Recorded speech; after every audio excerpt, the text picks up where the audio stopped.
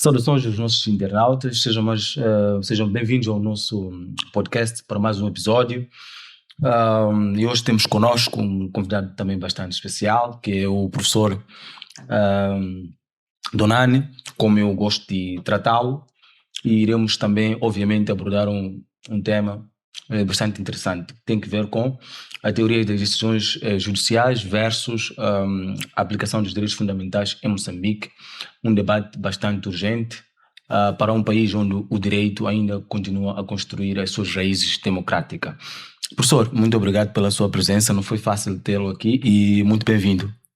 Muito obrigado a si e quero desde já felicitar pelo programa e também a equipa técnica, não é? Que está do outro lado das câmeras, mas a sua relevância também é pontual. Obrigado.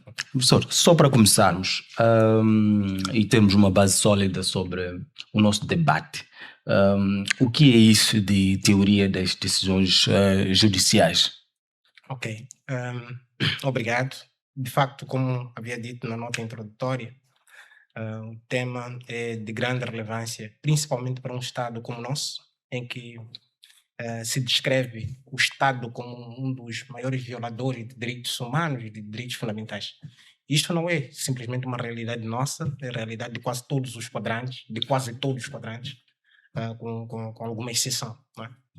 Mas a questão torna-se pontual. Teoria das decisões judiciais. O que é teoria de decisões judiciais? Compreendeu-se que, por conta do iluminismo, por conta de várias teorias que surgiram após a Segunda Guerra Mundial, de que também pelo princípio de separação de poderes, princípio de separação e interdependência de poderes, que o poder judicial era um poder relevante que poderia contribuir para as democracias, não é? Então, toda decisão, a teoria de decisão judicial seria mais ou menos isto, toda decisão que emerge do poder judicial, relativamente à decisão em jeito de sentença, não é? As práticas habituais dos magistrados, não é? Os aplicadores da lei, essas decisões, como é que eles percorrem todo aquele circuito, todo o itinerário para tomar uma determinada decisão. E se essa decisão, no final das contas, acaba tendo uma compatibilização social ou não. Então, a teoria de decisão judicial seria mais ou menos este contributo que o aparelho judicial tem dentro, na esfera de correspondência com a coletividade, com a sociedade. Ok. E só para aprofundarmos ainda mais a questão dessa temática, poderia só, se calhar, destacar umas duas correntes ou as principais correntes em volta dessa temática? Ok, muito bem. Bom, essa questão da teoria de decisão judicial há dentro de um contexto histórico, naturalmente, de como é que nós podemos aperfeiçoar as decisões judiciais. E em relação a isso, várias correntes vão surgir. Existe uma corrente que é a corrente positivista, existe uma corrente que é a corrente justnaturalista, existe uma corrente que é a mais recente, que é o pós-positivismo jurídico. Então, existem várias teorias, todas elas se norteiam na ideia de como é que as leis, como é que as normas de um determinado Estado devem ser aplicadas. Naturalmente que no âmbito do justnaturalismo, ou direito natural, essa questão tinha, na verdade, um grande imbróglio pelo fato de as normas não serem escritas. As normas estavam no coração das pessoas, não é? Ok. Mas, todavia, existia uma ordem social bem organizada, bem estruturada no direito natural. Por isso, até hoje, nós temos pensadores justnaturalistas. Ok. Mas depois nós tivemos o positivismo jurídico, é direito escrito. Né? Esse direito passa por um rigor, um formalismo rigoroso, né? Que é através do poder legislativo. E nós temos hoje em dia o pós-positivismo, que também é uma corrente que visa pensar como é que tem sido a aplicação dos direitos por parte dos tribunais e várias correntes que contrariam, em alguns pontos, a teoria do positivismo jurídico, não é? Demonstrando lá aperfeiçoamentos e questões que o positivismo jurídico já não consegue dar resposta, não é? Então, o positivismo, para esses pensadores, o positivismo jurídico foi superado pelo pós-positivismo jurídico. Então, essas são as correntes. Os autores, nós encontramos vários. Temos Ronald Dworkin, temos Hans Kelsen, temos Herbert Hart, entre outros. E antes mesmo de aprofundarmos, queria aproveitar a sua deixa para saber o seguinte: poderia diferenciar-nos, ou, por exemplo, o positivismo judicial do ativismo judicial? Vamos lá. É uma questão também relevante. Uma questão relevante, e eu lido com essas questões no dia a dia, na sala de aula. Não é? Positivismo jurídico e ativismo judicial. Tem uma particularidade. O positivismo é a aplicação do direito a partir, estaria até a repetir, a aplicação de direito a partir das leis já constituídas. Se nós formos para o artigo 216 da Constituição da República, nós temos lá independência dos juízes.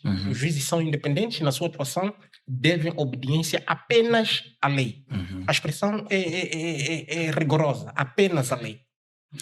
Por outro lado, se nós deixamos os juízes pensarem apenas na lei, os juízes tornam-se passivos. Passivos no sentido de quê? No sentido de que existem novos direitos que vão emergindo com o tempo, pelo dinamismo social, e esses juízes acabam encontrando limitações. E ativismo judicial é o quê? É exatamente uma corrente muito difundida no pós-positivismo. No sentido de que quando os juízes encontrarem a ausência de cobertura legal dentro do texto, eles recorrem a outros elementos, como a moral. Essa tese é muito defendida por Ronald Dworkin, como a moral. Por exemplo, no caso em concreto, imaginemos que o juiz tenha que aplicar uma determinada norma, mas ele se depara com a questão de ausência de cobertura legal. Não há uma norma para poder aplicar, mas o fato é novo. Então, diante deste fato novo, o que o juiz deve fazer? Se a lei diz que ele deve apenas obediência à lei, naturalmente, ele vai à analogia.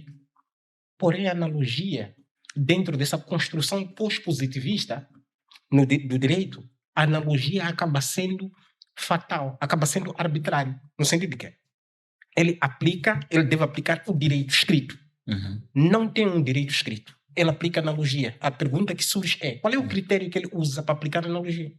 Porque o juiz não pode aplicar critérios pessoais e ideológicos. Ele deve aplicar a lei. No Estado de Direito Democrático, o que prevalece é a lei. Então ele deve usar a lei, todavia deve usar critérios. E a analogia não estabelece critérios. Aí nós temos grande problema. Mas, professor, em alguns campos de direito, pelo que eu sei, permite-se a aplicabilidade da analogia, em alguns campos também não permite. Como é que o professor olha isso dentro de um sistema jurídico como o nosso, em que em algum campo a analogia ela é permitida, em outros campos ela não é permitida? Pela ordenação própria do direito, preferiu que determinados casos, se nós aplicarmos analogia em determinados casos, como por exemplo no direito criminal, não é passível a aplicação da analogia. Nos outros ramos de direito, sim. Não é? Então, há uma questão de direitos fundamentais que procurou-se preservar dentro do campo penal, por ser sensível. Dentro do outro campo não penal, não é, do direito, ao se aplicar a analogia, percebeu-se que a analogia levaria a um campo de discricionariedade. É o que Herbert Hart chama de discricionariedade judicial. Ele diz: olha, existe um campo do magistrado, para ele é permissível. Existe um campo em que o magistrado deve decidir com base nos princípios que existem dentro da sociedade. Ele vai fazer uma construção, e essa construção deve ser, no mínimo, uma construção não necessariamente legal, porque não existe lei. Deve ser uma construção lógica, uma construção racional, baseada nos princípios de filosofia de direito. Podemos entender então que isso não é uma contradição dentro do sistema. Não é uma contradição dentro do sistema, mas existem outros teóricos que repudiam isto. Eles alegam que no Estado de Direito Democrático, no mínimo, quando não estarmos em condições de aplicar quando não estamos em condições de aplicar a lei por inexistência,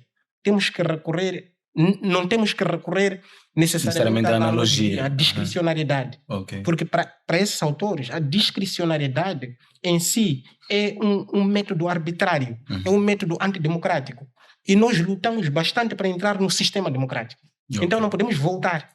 É como aquilo que acontecia na França: État c'est moi, Estado sou eu. Exatamente. Então nós estamos a levar um campo de debate muito grande e podemos até contrapor os ideais democráticos que nós conquistamos. Ok. Porque se o juiz aplica direito, não tendo esse direito escrito, esse juiz automaticamente estará a entrar para um campo de ideologia pessoal. Estará a ferir a democracia. Aliás, como o doutor bem sabe, a ausência de fundamentação das decisões faz dar nulidade ao processo. Okay, a ausência de fundamentação dá nulidade ao processo. Se o juiz deve aplicar a lei nos moldes em que a lei está estabelecida, onde é que ele vai, como é que ele vai fundamentar? Então, tem um grande perigo. O perigo de o juiz é legislador ao mesmo tempo. Sim. O juiz é legislador. Exatamente por ausência de norma, ele tem de criar, isso está no artigo 10 do Código Civil, ele é um legislador, só que ele é um legislador negativo. Exato. Porque a competência de legislar atribuiu-se à Assembleia da República, pelo princípio de separação de poderes. Então, é perigo, para alguns autores, é perigo que o juiz seja legislador, porque a tarefa do juiz é julgar. Então, quando o juiz torna-se legislador, segundo esse pensamento de pós-positivismo, então o juiz está sendo ativista. Ok. Para Ronald Dworkin, naturalmente, que contrapõe a ideia da discricionariedade de Herbert Hart, ele diz o seguinte: neste campo, neste vazio, o juiz deve optar em aplicar a moral. Okay. Né? E essa questão também da moral é bem Mas não é muito subjetiva a questão da moral? Não é subjetiva para esses autores, para este autor em particular. Para além de Ronald Dworkin, tem Robert Alex, na teoria dos direitos fundamentais. Okay. Ele apropria-se também desse teórico para dizer o seguinte: neste campo de, vamos lá, é mais perigoso vigir pela discricionariedade do que ir pelos mecanismos que a doutrina, ele chama a doutrina aqui como fonte de direito, e autores que dizem o seguinte: numa circunstância em que há esse vazio, seria razoável que o magistrado aplicasse a proporcionalidade, a necessidade e a adequação. Então, pelo menos ali, o juiz tem 3 elementos importantes para aplicar, do que não ter e agir de forma arbitrária, tomar uma decisão de forma arbitrária. Então, seria mais ou menos esta a lógica. Ainda bem que falou da fundamentação das decisões. Isto vai me levar ao meu próximo questionamento. E voltando necessariamente à teoria das decisões judiciais, na sua experiência com os tribunais moçambicanos, como o professor avalia a qualidade da fundamentação das decisões judiciais nos tribunais moçambicanos? Porque eu sempre reparo que há uma discussão, sempre, em torno da fundamentação das decisões, porque há tribunais que proferem decisões, algumas vezes não muito bem fundamentadas, outras vezes até sem uma fundamentação robusta, com algum rigor. Professor, como é que avalia isto? Primeiro, eu acho que a questão de ultrapassar, né? Tem uma questão que é ultrapassar esse mecanismo. Né?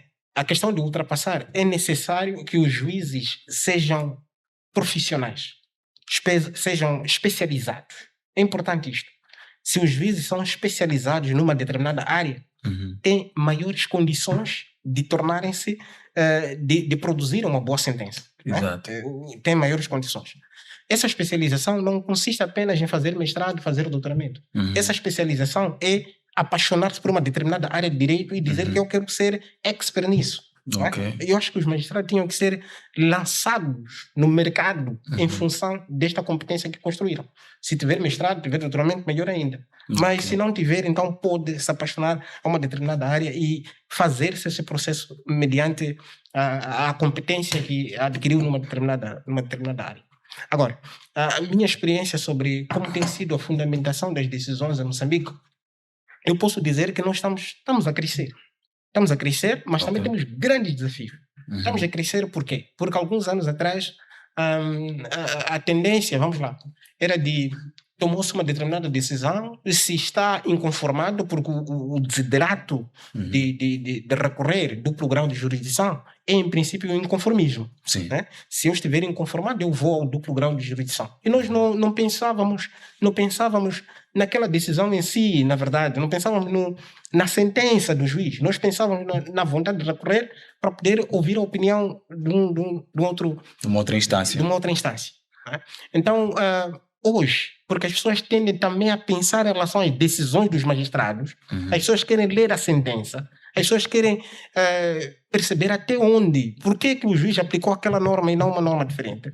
Essa questão tende a mudar um pouco. Os juízes tendem a se concentrar um pouco na sentença, mas mesmo assim, como estava a dizer, há grandes desafios ainda de construção disso. E eu acho que é preciso implementar cadeiras como essa nas universidades, né? Que pode não ser exatamente ao nível de mestrado. Eu não sei se no Centro de Formação Jurídica ou Judiciária tem isso, mas se no Centro de Formação Jurídica e Judiciária eventualmente tenha, provavelmente o déficit acaba sendo relativo, porque nem todos os juízes decidem, vamos lá, mal, né? Outros decidem muito bem e as suas decisões são naturalmente apreciadas. Ok. E ainda bem que falou dos desafios. Me ocorreu agora aqui uma questão interessante. O professor não julga que a sobrecarga processual, a questão da formação, como bem disse, dos magistrados, a falta de independência, para não falar de influências políticas, não acha que isso condiciona a racionalidade das decisões dos juízes em Moçambique? Eu acho que, primeiro, para ser juiz, é necessário ter, para ser juiz ou para ser qualquer profissional, é necessário construir um viés ético e moral. Não é? Independentemente das circunstâncias que fazem com que determinados magistrados, determinados profissionais recorram a meios subversivos, meios, vamos lá, meios subterrâneos, né? Há que ter a ideia de que se eu tenho muito trabalho por fazer, então vale a pena eu atrasar fazendo um trabalho de qualidade e naturalmente respeitando a lei. Se eu tiver que fazer um trabalho de qualidade enquanto tiver alguém detido, o que eu tenho que fazer? Eu tenho que respeitar a lei, tenho que respeitar as garantias processuais, não é? E se eu respeito isso, eu acho que eu hei de fazer o meu trabalho, porque o pensamento de alguns profissionais é o seguinte, é que eu não posso tomar uma determinada decisão sem terminar isto. Eu tenho tanto trabalho, então isto aqui pode ser para depois. E quando nós fazemos isso, nós colocamos em causa direitos fundamentais. Direitos fundamentais, como estávamos aqui a mencionar por volta do nosso debate. Os direitos fundamentais são direitos mais importantes da Constituição. Essa nossa norma superlativa e absoluta do ordenamento jurídico colocou os direitos fundamentais no ápice do ordenamento jurídico. Então é necessário que sempre se faça essa questão, tendo em conta que existem direitos fundamentais a preservar. Então, é basicamente isso. Ok. E é caso para dizer que os magistrados têm uma tarefa muito árdua no seu dia a dia. Sim. Poderia compartilhar uma experiência, não precisa revelar o nome, de uma decisão em que foi bem fundamentada, na sua opinião? A decisão, eu me lembro quando ainda fazia faculdade. Ou ainda uma que revelou fragilidades, não é? Sim. Eu me lembro de uma decisão, eu ainda fazia faculdade de Direito. Me lembro que foi em 2013. Acredito que era em torno de crime de rapto. Parece que a nossa legislação ainda era frágil nessa matéria. Sim. E houve um julgado em Maputo. Houve um julgado em Maputo que eu entendo que aquele julgado o juiz foi extremamente ativista. Foi extremamente ativista por quê? Porque embora não tivéssemos aquele protótipo penal no nosso código, não é? Não tivéssemos, mas ele julgou e condenou. Foi uma decisão ativista. Aquele mal era um mal que colocava a sociedade em clamor, não é? Então tomou uma decisão ativista.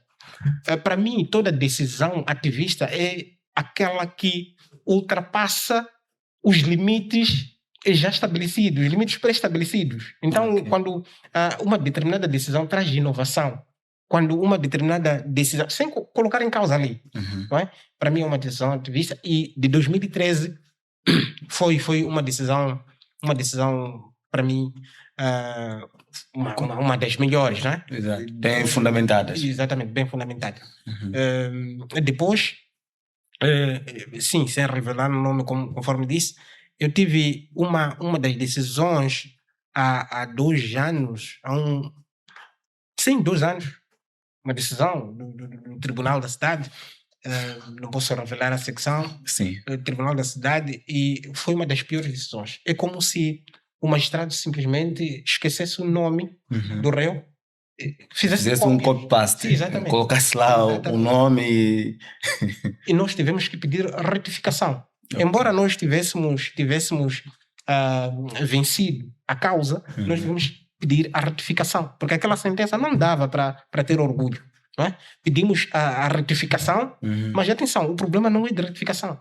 O problema é exatamente do contexto, da interpretação de toda aquela decisão. E, enfim, nós pedimos simplesmente para chamar a atenção ao tribunal. Se o juiz fosse capaz de ouvir as nossas atenções, simplesmente ele poderia olhar aquilo de bom senso. Mas, de facto, ele retificou e prevaleceu exatamente aquilo que nós entendemos como erro crasso, erro grave e tudo mais. Quer dizer, não foi só um erro de escrita, mas também a própria decisão ficou a própria decisão. Mas tem uma questão também relevante, que ninguém pode ser condenado, ninguém pode ser responsabilizado pela interpretação. Okay. Um de nós, qualquer um, é a discricionariedade que nós somos dados aqui para fazer interpretação. Eu posso interpretar como eu bem entender, desde que eu esteja dentro daqueles limites interpretativos, porque eu não posso fazer uma interpretação que viole direitos, né? Então, esteve mais ou menos dentro, mas a interpretação era totalmente descontextualizada. Ok. É interessante. Eu, na minha experiência particular, nunca me deparei com uma decisão não muito bem fundamentada ou frágil. Mas, olhando agora para o contexto constitucional, é sabido que a nossa Constituição consagra um vasto catálogo de direitos fundamentais, não é? Mas a questão que se coloca é até que ponto os tribunais moçambicanos são verdadeiramente instrumentos, portanto, eficazes para garantir esses direitos. Esta é a minha preocupação. Exatamente. Eu tenho também me preocupado, com isso.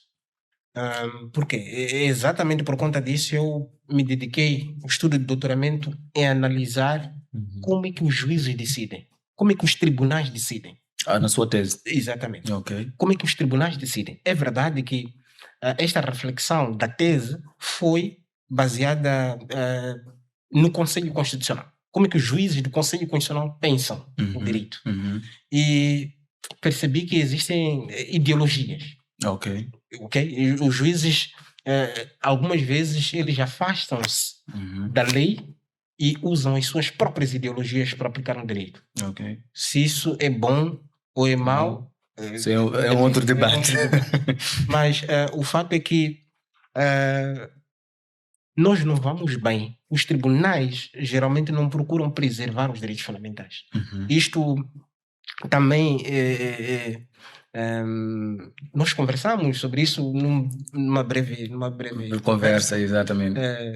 Embora esteja a repetir, conversamos numa breve conversa. Mas o fato é que os tribunais não têm dado atenção aos direitos fundamentais. E atenção, existiu, na verdade, nos anos de 1985 nos Estados Unidos, 55 nos Estados Unidos, um homem chamado Will Warren.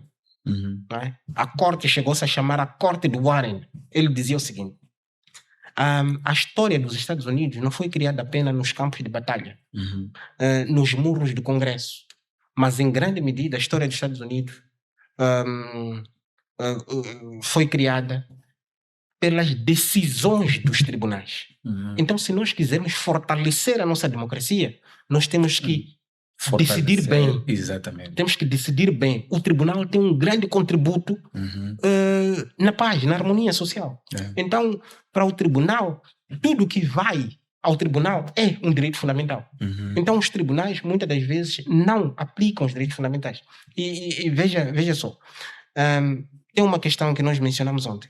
É inconcebível. Se nós temos vários princípios de direito penal, princípio da não intervenção do direito penal ou da máxima restrição das penas, sim. Não é?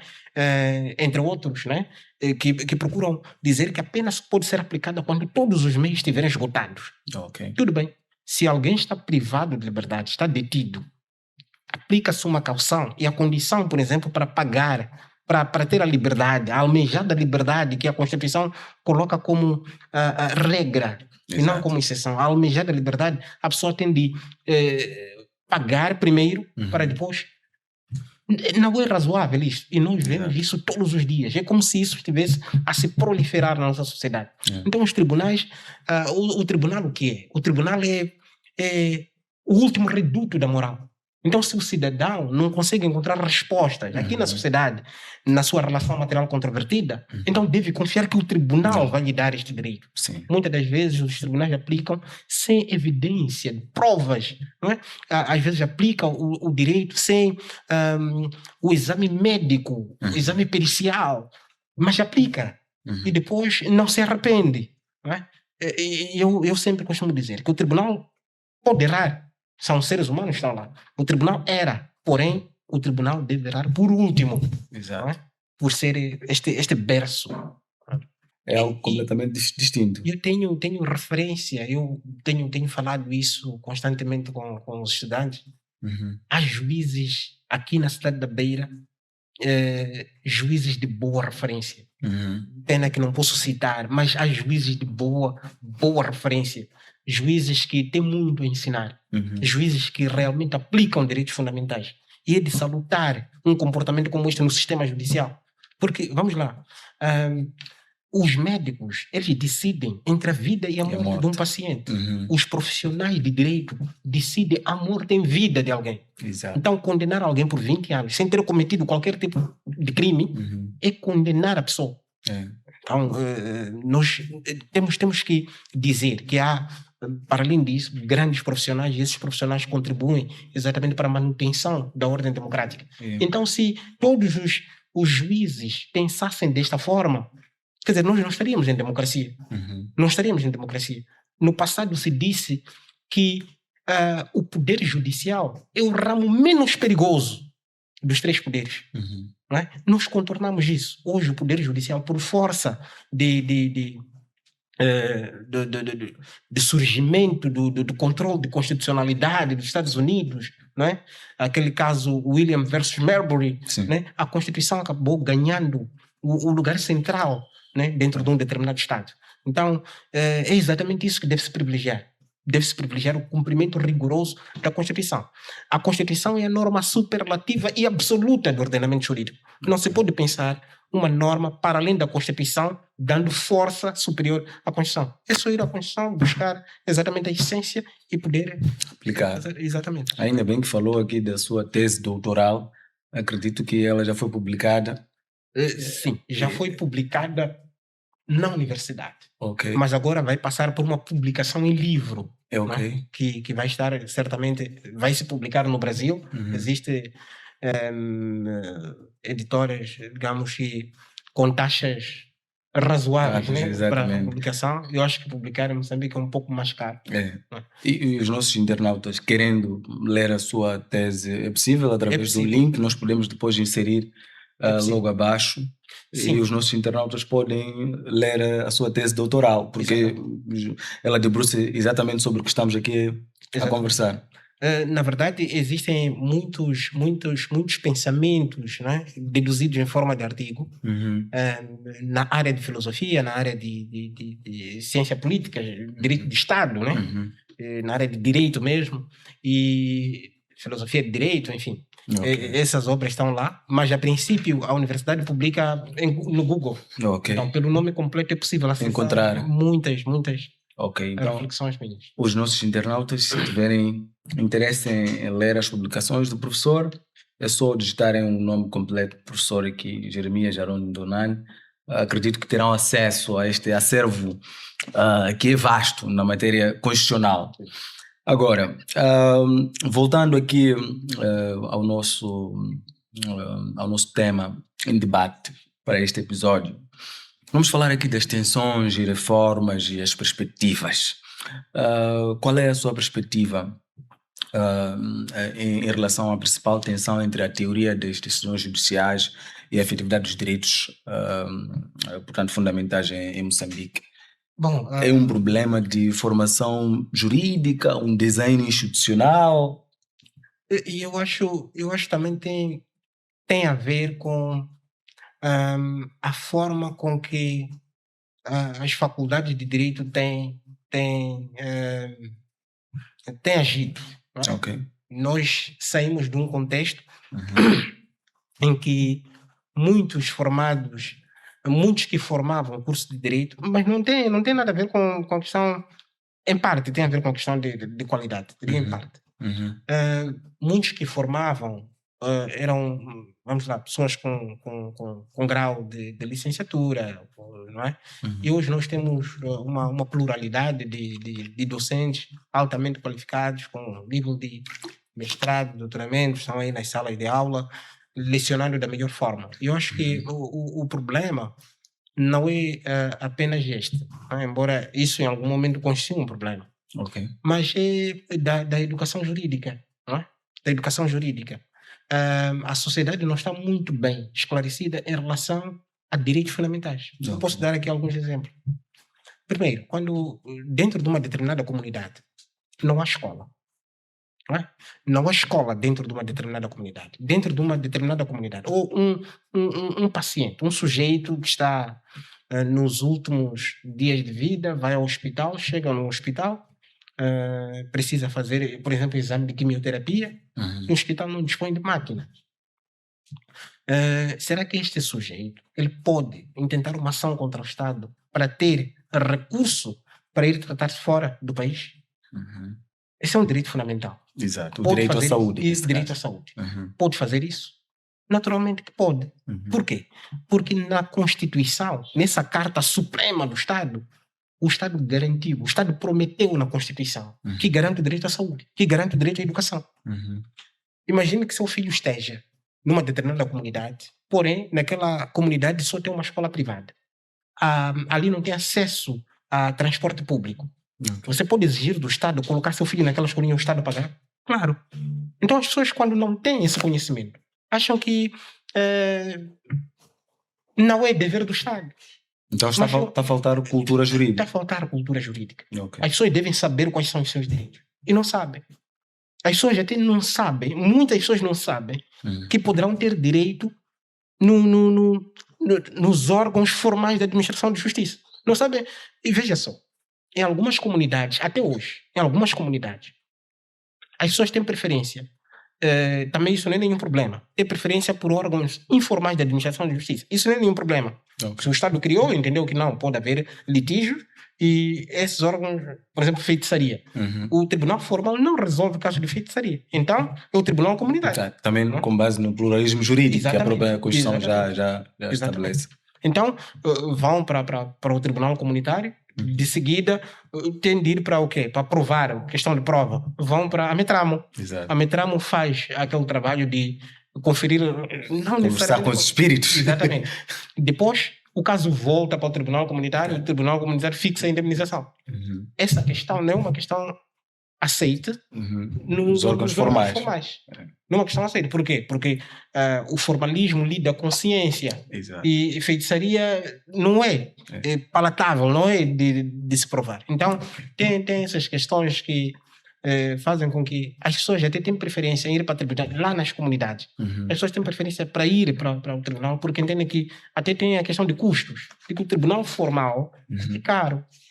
Em outros contextos geográficos, Nigéria, por exemplo, tem uma situação em que eu estou a alargar até o debate. Ok. Nigéria, por Sem exemplo, problemas.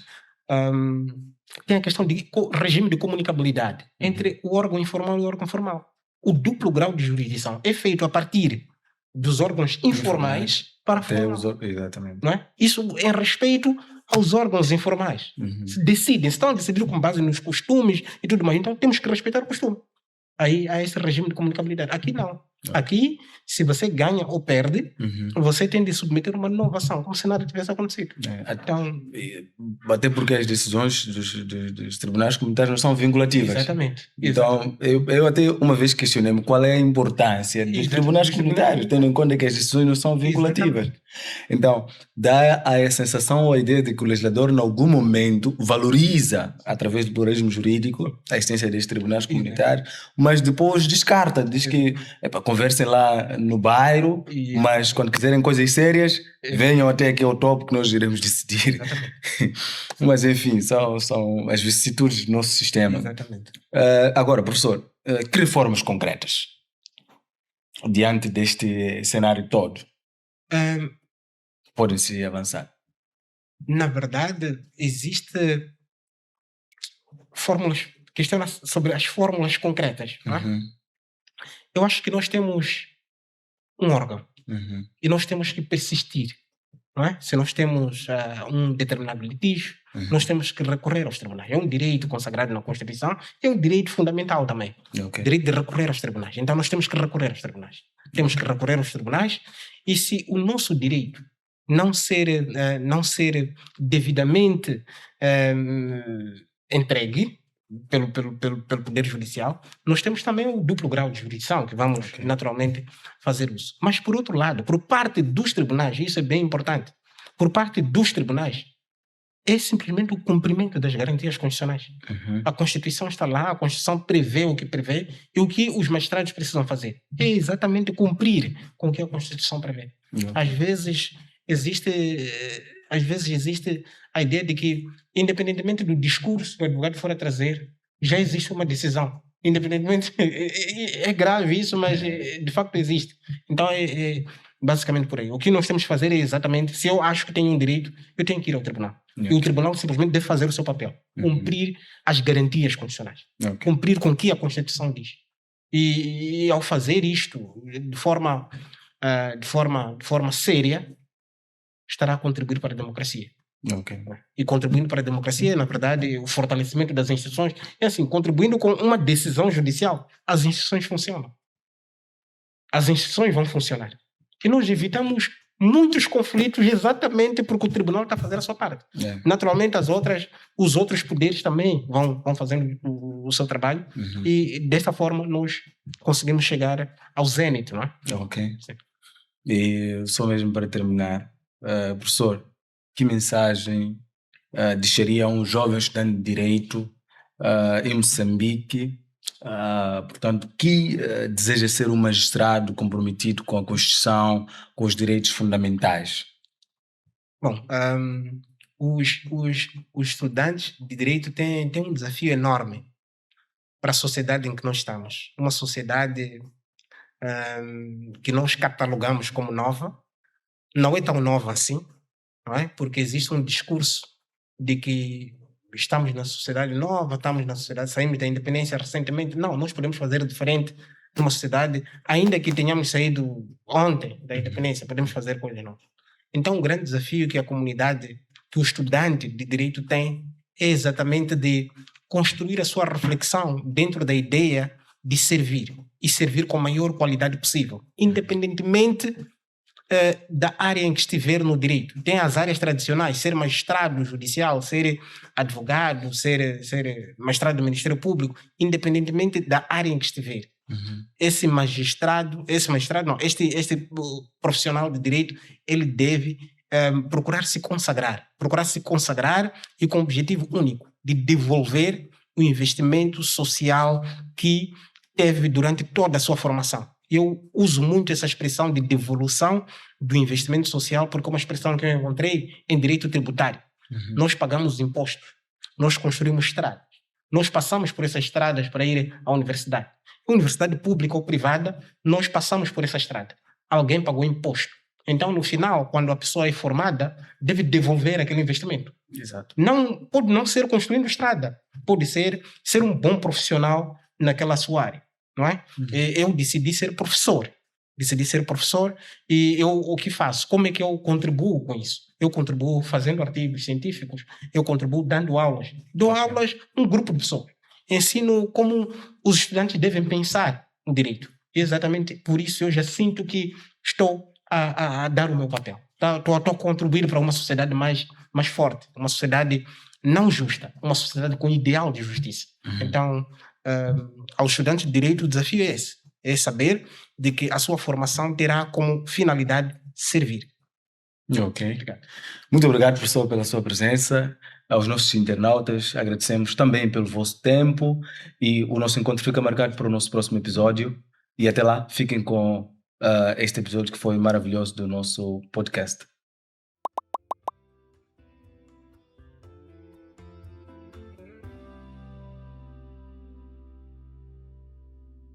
Unisced. Ensino online, ensino com futuro.